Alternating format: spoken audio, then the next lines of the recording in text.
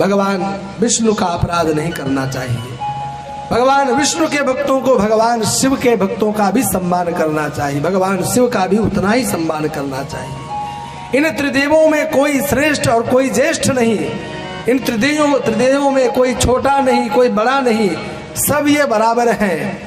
एक से तीन या तीनों महाराज एक, बारंबार आप लोग रोज गाते हैं प्रणवाक्षर के मध्य ये तीनों एका, लेकिन तीनों में एक ही भाव रखते नहीं है,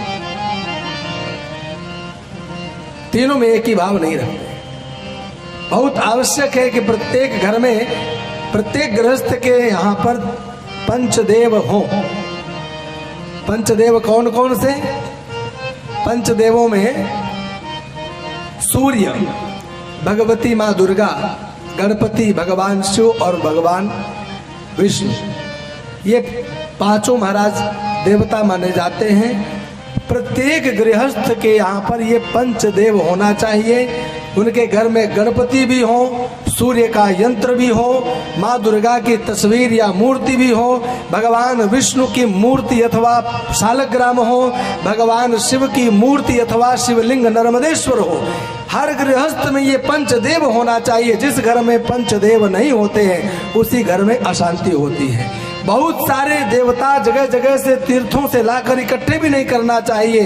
पहले कभी एक देवता, 5 देवता, 3 देवता अपने विधान से पूजन किया करते थे, और आज जब इकट्ठे कर लिए, मंदिर में उंगली रखने की जगह नहीं रह गई, तब महाराज जब कभी भोग बढ़िया लगता था, पुष्प सबको चढ़ते थे, चंदन सबको लगता था, आज तो आलस्य आने लगा। इतने देवता, अब मैं इनका सबका पूजन कैसे करूं? तो उस समय झटपट नहलाया और जल्दी जल्दी चंदन छिड़का और चलते बने।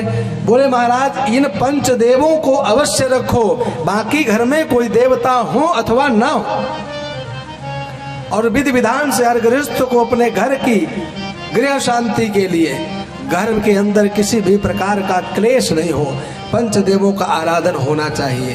प्रत्येक वैष्णव को शालग्राम, नर्मदेश्वर अवश्य रखना चाहिए। माता दुर्गा की तस्वीर हो चलेगा, सूर्य का यंत्र हो चलेगा, भगवान गणेश जी महाराज की मूर्ति कैसी भी हो चलेगी। शालग्राम और नर्मदेश्वर ये दोनों ही महाराज भगवान श्री हरि और भगवान शिव के ही स्वरूप माने जाते हैं। प्रत्येक गृहस्थ में होना चाहिए। जिनके गुरुदेव ऐसी बातें संप्रदायानुसार यह बातें कहते हैं ना कि भगवान शिव के नर्मदेश्वर को घर से बाहर निकालो, कई ऐसे मिले हैं। प्रामाणिक रूप से मैं बात कह रहा हूं कि हमारे गुरुजी ने तो कहा कि महाराज ये निकालो घर से, ये नर्मदेश्वर क्यों रख रखा है, हटाओ इनको। और बोले इतना ही नहीं, भगवान शिव के पास में लगा हुआ भोग बोले भूल कर कदापि खा मत लेना, नरक में जाओगे। ऐसी ऐसी भ्रांतियां लोगों ने फैला रखी हैं समाज में। अब महाराज जब गुरु ही इस प्रकार की शिक्षा देगा तो शिष्य बेचारा करेगा क्या? नर्मदेश्वर हो चाहे शालग्राम हो, भगवान के कोई भी स्वरूप हो, किसी के सामने भोग राग लगाया जाए, उसके पश्चात उसका महाराज स्वयं ग्रहण करने से कोई दोष नहीं होता है। शिव पुराण में स्पष्ट लिखा है।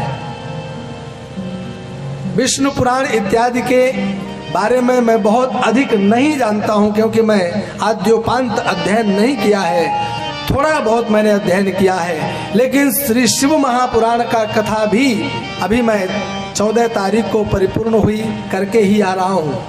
श्रीमद् भागवत महापुराण की ये कथा चल ही रही है। दोनों को पढ़ करके मैंने ये समझने का पूरा प्रयास किया है कि कहीं पर भी ऐसा नहीं लिखा है कि भगवान शिव की पूजा में लगे हुए भोग को कोई ग्रहण नहीं कर सकता है। अपितु यह लिखा है स्त्री पुरुष, यहाँ तक कि चाहे शूद्र हो, ब्राह्मण, क्षत्रिय, वैश्य, शूद्र कोई भी हो, सबको भगवान शिव के पूजन का अधिकार है, भगवान शिव के प्रसाद को ग्रहण करने का अधिकार है। उसको प्रेम पूर्वक ग्रहण करना चाहिए।